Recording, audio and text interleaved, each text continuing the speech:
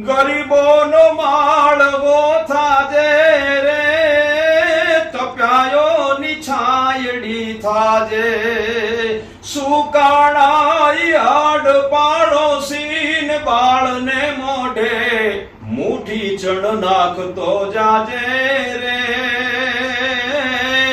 મળ્યું છે તો આપતો જાજે રે, મળ્યું છે તો આપતો જાજે રે.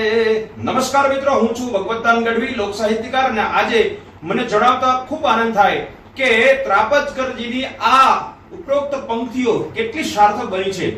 વઢિયાર વિસ્તારમાં શંખેશ્વર પાવન ભૂમિમાં જન્મ લઈ અને જિજ્ઞાબેન શેઠ એક એવું નામ કે એમણે આજુબાજુના વિસ્તારમાં વઢિયાર, ખારાપાટ અને એનાથી પણ આગળ વધીને દુખિયાને જોઈ અને જેનામાં સંવેદનશીલતા પ્રગટે અને દીન દુખિયા માટે જે સેવાનું વ્રત ધારણ કરીને સેવા કરી રહ્યા છે એવા જિજ્ઞાબેન શેઠ, એમને મારા સાહેબ તો કર્મ વિરાંગના કહે છે, એવા કર્મ વિરાંગના જિજ્ઞાબેન શેઠના જીવન કવન ઉપર એમની સેવાઓને બિરદાવતું એક પુસ્તક કલ્યાણીની કર્મગાથા, તારીખ 23 સપ્ટેમ્બર 2025 આસો સુદ બીજ બીજું નોરતું, એ દિવસે આચાર્ય ભગવંત વિજય અભિદેવ સુરેશ્વરજી મહારાજ સાહેબના શુભ હસ્તે એમના સાનિધ્યમાં સુરત ખાતે વિમોચનનો એક કાર્યક્રમ યોજવા માટે જઈ રહ્યો છે.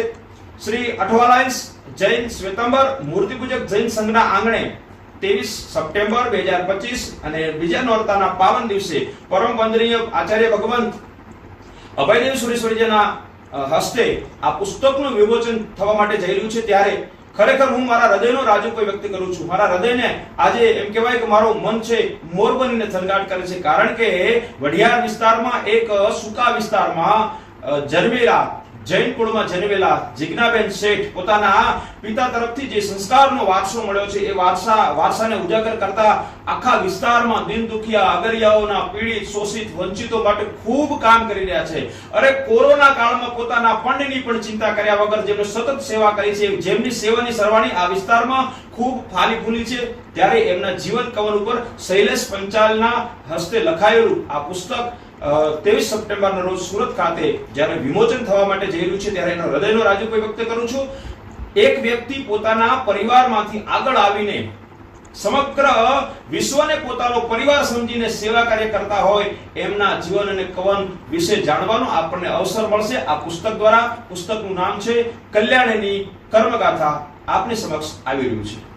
જનમંગલનું સ્વપ્ન લઈ જનમંગલ સેવા ચેરિટેબલ ટ્રસ્ટની સ્થાપના કરી અને ટ્રસ્ટના માધ્યમથી એક કોમ્પ્યુટર ક્લાસથી શરૂ કરેલી સેવાની સરવાણી આજે મોટું વટવૃક્ષ બની છે. ત્યારે મને કહેવાનું મન થાય કે જલાવી જ્યોત જ્ઞાનની હર્યા વરના તાપને, ગુરુઓય ને સંતો તણા આશીષ મળ્યા છે આપને.